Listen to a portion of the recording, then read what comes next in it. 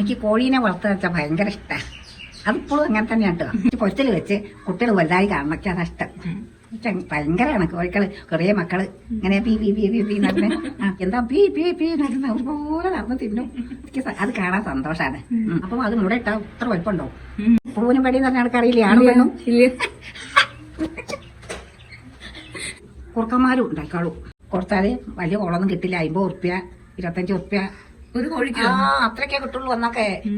അതെങ്കിലും അത് അന്ന് അതും വലിയതാന്ന് ഒട്ടിക്കോ. മക്കളച്ഛൻ പറയും കൂട്ടിലുണ്ട്. മക്കളച്ഛൻ മക്കളെ എന്റെ ഭർത്താവിന്റെ ഭർത്താവ് പറഞ്ഞാൽ പറയാ മക്കളച്ഛൻ എന്നല്ല നമ്മൾ പറയാ. അതൊക്കെ ഇപ്പോഴല്ലേ, പണ്ടേത്തതാണ്. ഞാൻ ചോട്ടുകൂടി കൈയിട്ടിട്ട് അവിടെ അങ്ങനെ പിടിക്കും. മല്ലി മുളക് മഞ്ഞളും കൂടി വറക്കും. വറുത്തിട്ട് ഉരലിട്ട് ഇടിക്കും. ഇടിച്ചിട്ട് അമ്മയിലിട്ട് അരയ്ക്കും. അമ്മായിയമ്മേന്റെ അമ്മിയാണത്. മിക്സി ഉണ്ടായിരുന്നില്ല? അയ്യോ അന്ന് മെച്ചി അല്ലാതെ ഒന്നുമില്ല. മെച്ചി ഉരലാണ് അമ്മി.